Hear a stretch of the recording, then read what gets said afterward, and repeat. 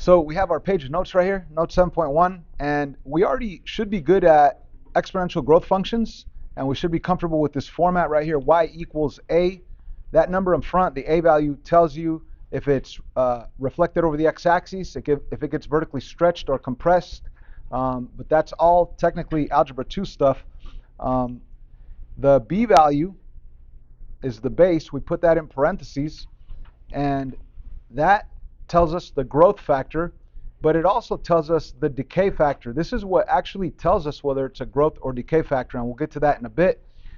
H is the shift left or right, but that's for Algebra 2. We're not going to have that right now. The K is the shift up or down, and that we will have that shift in Algebra 1. But let's start with this. B is the growth or decay factor. If B is less than 1 but greater than 0, then it's a decay factor. If B is greater than 1, then it's a growth factor. It's a growth function, right? So it's one thing to identify when you have a growth or a decay function visually. Let's actually show you some examples. Everybody should recognize that this is a growth function, okay? Now, the reason why it's a growth function visually is because from left to right, how do you read sentences? From left to right. This is how you're going to analyze graphs also. From left to right, what's happening? It is growing away from the asymptote. Okay, let me repeat that. Everybody pay attention here. From left to right, the graph is growing away from the asymptote. Does that make sense? So that's why it's a growth function. Anything from left to right that grows away from the asymptote is a growth function. So this guy right here is a growth function. Okay. What else could I say about this graph? Well, I know that my asymptote is the horizontal line, y equals that -3 value. Everybody knows that, right? Okay.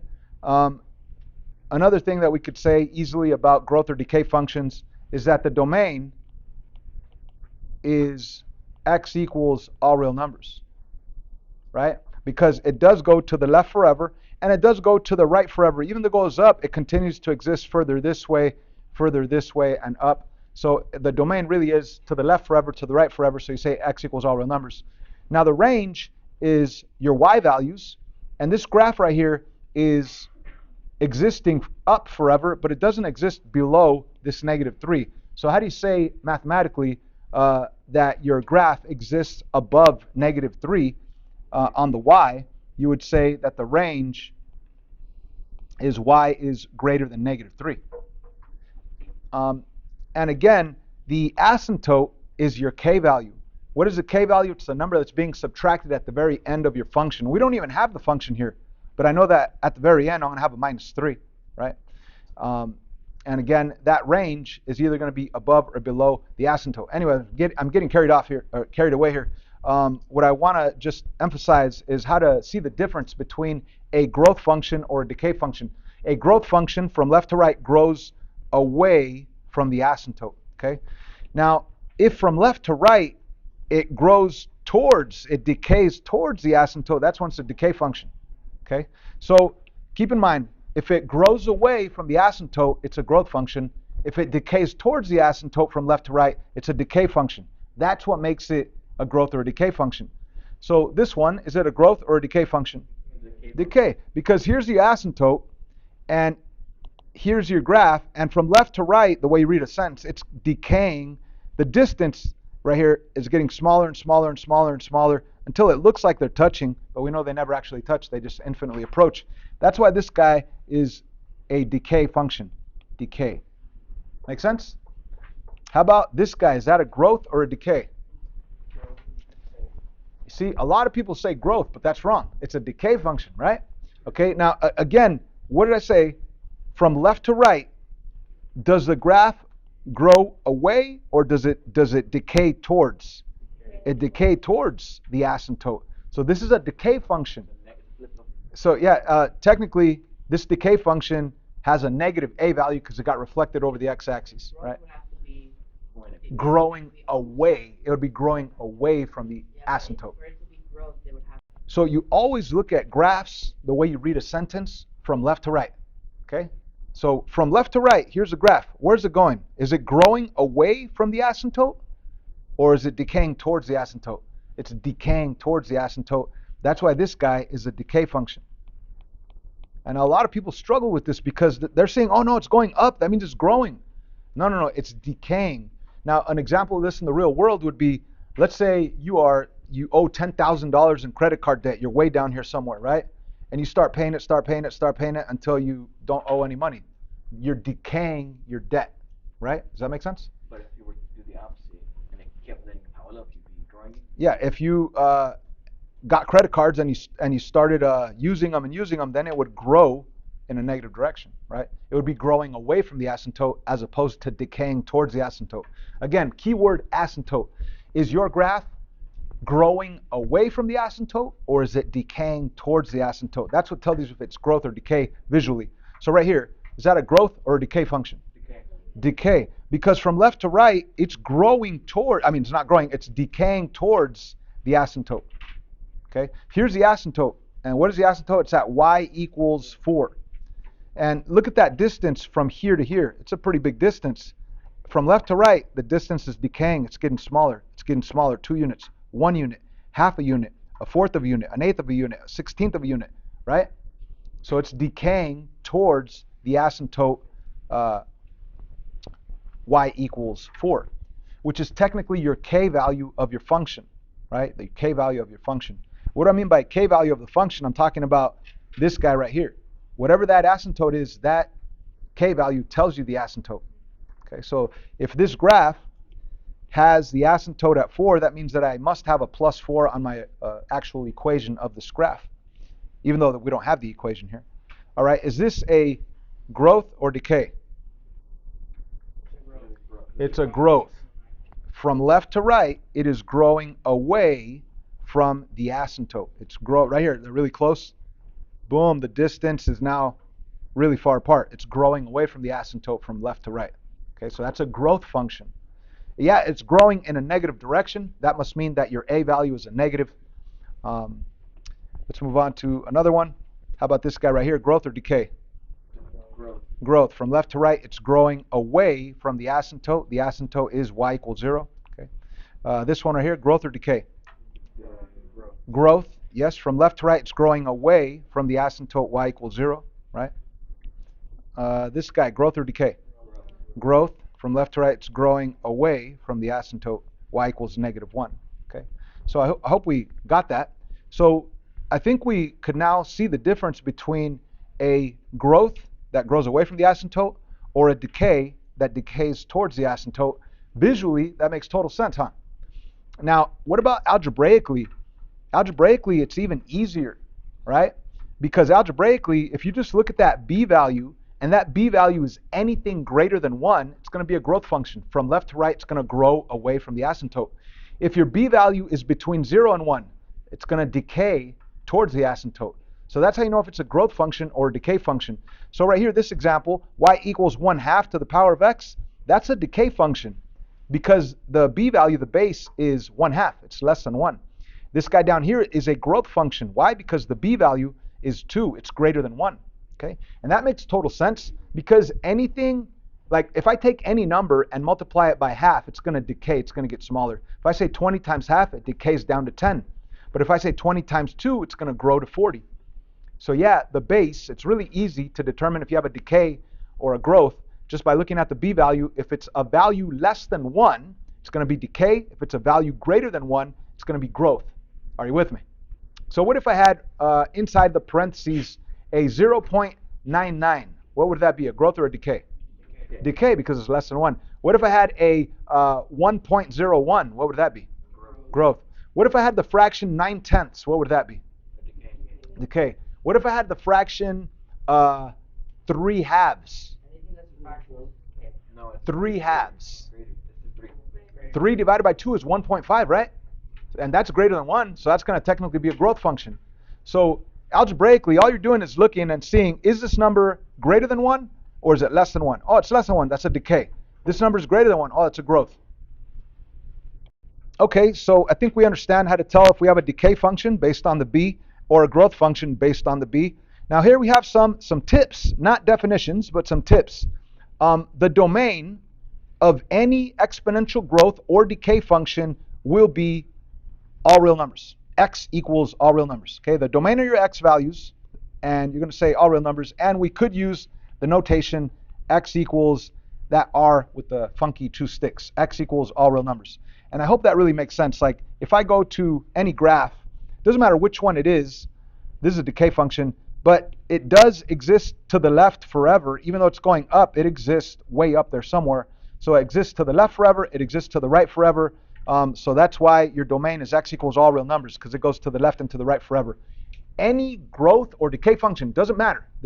Every single domain will be X equals all real numbers. Does that make sense? So if I said, hey, what's the domain of this guy? What are you going to say? X equals all real numbers. What's the domain of this guy? X equals all real numbers. What's the domain of this guy? X equals all real numbers, right? Simple, okay? Now, the range, there's another tip right here for range. The range of your Y values. So you're going to say Y is either greater than the K value or less than the K value. And that makes total sense because the K value is your asymptote, all right? So if we go back over here to any of these graphs, like this one down here, we know that the domain is X equals all real numbers, but what is the range right here? Is your graph, does it go up and down forever? No. Does it exist at the Y value of 3? No. Does it exist at the Y value of 1? How about the Y value of 0? No. Where does this graph exist? It exists actually below negative 1, right? Because we know it never actually touches the negative 1 value. Less than -1. Yeah, so, yeah, exactly. How do you say algebraically that your graph exists below the Y value of negative 1? You say Y is less than negative 1. So that is your range for this guy. Y is less than negative 1. So as you could see, on any of these growth or decay functions, your range will be Y is either below your asymptote or maybe above your asymptote, like right here. So what's the range of this guy? It would be Y is what? Above what? Above the asymptote K value of 1. So what is the range here? Y is greater than 1. Make sense? And that's what this tip on range is all about. Y is either going to be greater than the K value or less than the K value. Why is that? Because the K value tells you your asymptote. And that makes sense because your graph is either going to be above the asymptote or below the asymptote. Okay? Obviously, the asymptote is Y equals K. That's not really a tip. That's a fact. Y will be equal to K. The K value, if we look up here in our format, is the final number that you're either adding or subtracting on your function, right? So this number will tell you your horizontal line that your graph will infinitely approach or grow away from, the asymptote, right? This next tip is very interesting. Y-intercept. Now, we know, or we should know, that to find the x-intercept, you set y equal to 0 and solve. To find the y-intercept, you could set x equal to 0 and solve. That's something that we should have learned in semester 1, algebra 1. And I think we're going to be reviewing that later. But yeah, to find the y-intercept, you set x equal to 0 and solve. Now, here's a tip with growth or decay functions. It will be the coordinate 0, a plus k. Now, I know you're thinking, what the heck, a plus k? This is getting confusing. Let's analyze where this advice, where this tip came from, that the y-intercept will be 0, a plus k. Well, first of all, the y-intercept is where your graph crosses the y-axis, and that has to have the x value of 0. Even if you were to do it algebraically, set x equal to 0, there's your x being 0, and you plug in your x value of 0 and you solve and you'll get your y value. But right here it says that you could add your a and your k. Now check this out. I did this on Desmos. I graphed the original y equals 2 to the x power, and then the a value here is what? A 1 right there. And then I changed it to a 2, changed it to a 4, and so on to a 6. And I left them all on the graph so you could compare. So that first one, y equals the a value of 1 times parentheses 2 to the x power, it crosses, has a y-intercept at that value of 1. So when the a value was 1, has a y-intercept of 1. So that location is 0, 1. Then the next one, it had the a value of 2. So that means it's crossing the y-axis at 2. Does that make sense? If we look back at the graphs, see if I could, I could fit them here. This orange one crosses at 2 because the a value is 2. The purple one crosses at 4 because the a value is 4. The green one crosses at 6 because the a value is 6. Right?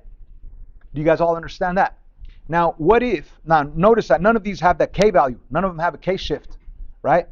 Now, what would happen if on that green one, what if I put a k value of plus 2?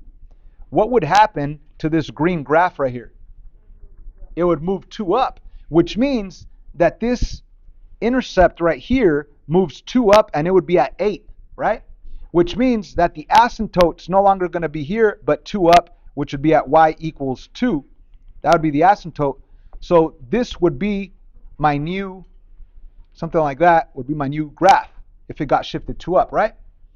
Now, what is this y-intercept now? 0, 8, right?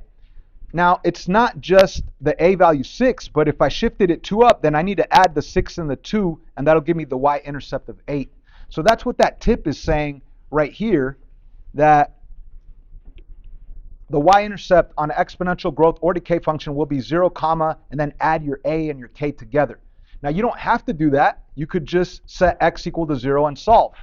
Let me demonstrate that. Like, let's say on this new green graph that I just made up by putting a plus 2 on it, if I wanted to find the y-intercept, how do you do that? You set x equal to 0 and solve. So if you put a 0 right here for x, it'll say 2 to the 0, which is 1, and then 1 times 6 is 6, and then 6 plus that k value of 2 is 8. So by setting x to be 0, you could solve and get y to be 8, and that'll give you your y-intercept. So you don't have to memorize that your y-intercept will be a plus k, but it's just a tip, a shortcut if you want. Or you could stick with the old-fashioned way of finding the y-intercept. How? By setting x equal to 0 and solving. Okay, so if you set x equal to 0, 2 to the 0 is 1, 1 times 6 is 6, 6 plus 2 is 8. It's going to cross at 8, as you could see right there. So we're now going to graph some exponential decay functions, just the way we graphed yesterday exponential growth functions, but I added an extra step at the beginning. I called it step 0 because it really does help you to identify the asymptote of your final product right away. Okay? So step 0 is to identify your asymptote y equals k, which will be the horizontal line that your final graph wants to infinitely approach in a certain direction. Okay? So let's do that. Down here on this one, let's begin by finding the h and the k, or the asymptote. What is the asymptote? Y equals -2 is the asymptote, because y equals a number produces a horizontal line, and we could actually go to the y-axis, go to -2, and actually draw a dotted horizontal line right through that y equaling -2 value. That's your asymptote. That's your end product, your graph. You want it to infinitely approach or grow away from that asymptote. Now, of course, this is a decay function, so from left to right, it's going to infinitely approach because that value is less than 1. Okay. So what did we do yesterday? We identified h and k. We kind of already did that. H is 0. We're not going to have any h shift. There is no subtraction of a number up there with the exponent. That's algebra 2. The k value, we said, was -2. That's where we got this asymptote from.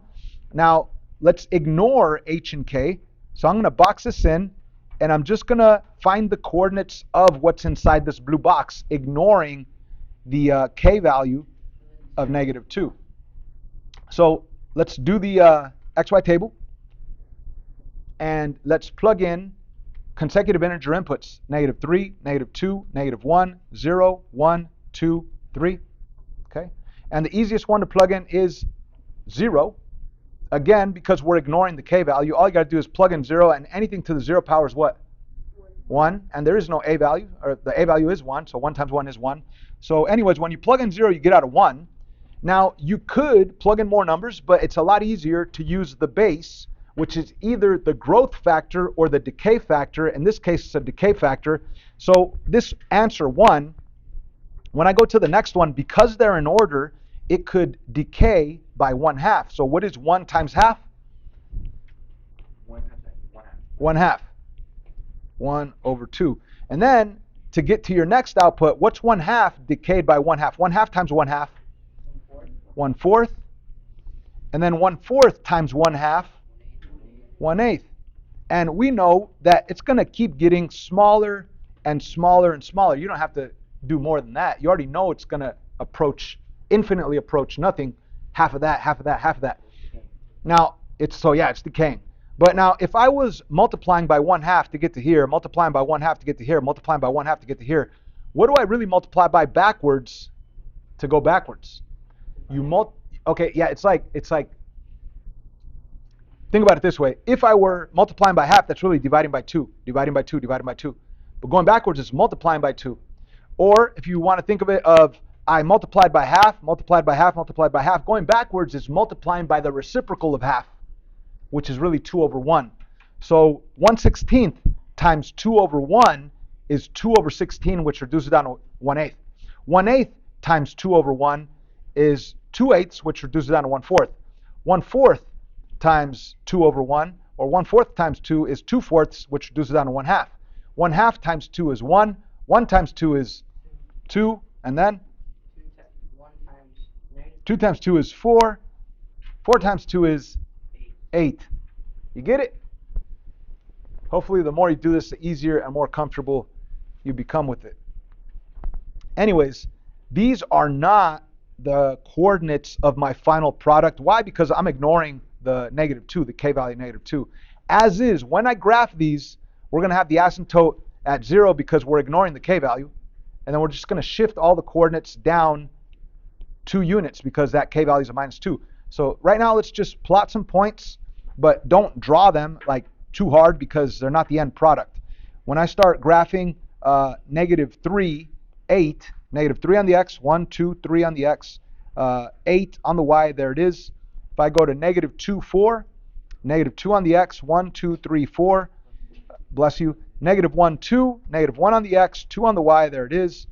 0, 1, 0, 1, it's right there.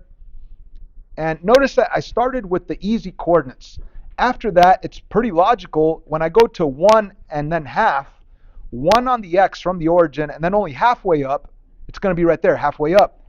So we know that it's going to be 1/4, 1/8, 1/16. It's going to infinitely get closer to the k value of 0, y equals 0, because we ignored that true k value. The true k value is 2 units below. So now that we have all these blue coordinates, now I could move them 2 units down to get the final total graph. So if I take this one, move it 2 down, and I want to use the color red, it'd be that one. The next blue one, 2 down, would be right there. Next blue one, 2 down, would be right there. Next blue one, 2 down, would be right there. And notice that I already have that asymptote, that end product asymptote from the very beginning. That way it's really easy to just guide it and just draw it right on there. And there's your decay function graph. Why is it a decay function? Because from left to right, it's decaying towards that asymptote y equals -2. Pretty cool, huh? All right, let's try another. Okay, this guy right here, what is my asymptote going to be? Y equals, what is my k value? Nothing. Nothing. All right, cool. So that means we don't have to shift up or down, right? So that means that when we do our input-output table, those will actually be our actual coordinates of the final graph. I don't have to shift anything up or down because there is no k value. All right. Let's jump right in. Consecutive integer inputs. We're going to do -3, -2, -1, 0, 1, 2, 3. Plug in 0, easiest number. When I plug in 0, anything to the 0 power is 1, but then 1 times that a value is 8. Now, we kind of already knew that the y-intercept was going to be at 8 because we know that that y-intercept is the a plus k, and there is no k, so 8 plus 0 is 8. We know it's going to cross the y-axis at 8. So we should all put a dot right there at 8 on the y-axis. Okay. Now, as I go down, is it growing or is it decaying? Well, that depends on your growth or decay factor. In this case, the base is 1/4, which is going to cause it to decay. Now, the question is, how does it decay? I am going to take that 8 and decay it by multiplying by this base value. So what is 8 times 1/4? It's actually 2. And if you forgot, just write it on the side. 8 times 1/4, put the 8 over 1, multiply top with the top, that'll be an 8. Bottom with the bottom, 1 times 4 is 4, and 8 divided by 4 is 2. So yeah, when I decay it by 1/4, it becomes 2. So that's your next coordinate. What would the next output be? If I decayed by 1/4 to get to here, decay by 1/4, multiply by 1/4, and what will I get? I will get 1/2, which is 2/4, which reduces down to 1/2. Again, if I take 2 and multiply by 1/4, that'll become 2/4, which reduces down to 1/2. Now, you could keep going. The next one would be 1/2 times 1/4, which would be 1/8, right? But the bottom line is, it's going to keep getting closer and closer to 0. And going backwards, if you are multiplying by 1/4 going this way, going backwards is multiplying by the reciprocal of 1/4, which is really multiplying by 4, right? So 1/8 times 4 is 4/8, which reduces down to 1/2. 1/2 times 4 will be 4 over 2, which is 2. And 2 times 4 is 8. 8 times 4 is 32. That's going to be way off the graph. I'm not even going to use it. So let's just plot these 3 points. 0, 8, we already did that. Plot 1, 2, 1 on the x, 2 on the y, it's right there. Plot 2, 1/2, 2 on the x, halfway up right there. I forgot, right from the beginning, we should have stated the asymptote. Wait, we did. We just didn't graph it. The asymptote is the y equals 0 line. And this graph, from left to right, infinitely approaches that asymptote, y equals 0. That's why it's a decay function. What is the domain? X equals all real numbers. What is the range? Y is what? Greater than 0. Y is greater than that k value 0. So would it be y is greater than k? I mean, that's how to say y is greater than k, yeah, but your k value is 0, so you want to state it with the number 0. And your y-intercept, of course, is 0, a. In this case, 0, what is your a value? 8, right? Now, again, if you had a k value, like a plus 2, then this would have gotten shifted 2 up, which means 8 plus 2 is the 10 for your y-intercept. We're going to stop right there and pick it up there tomorrow.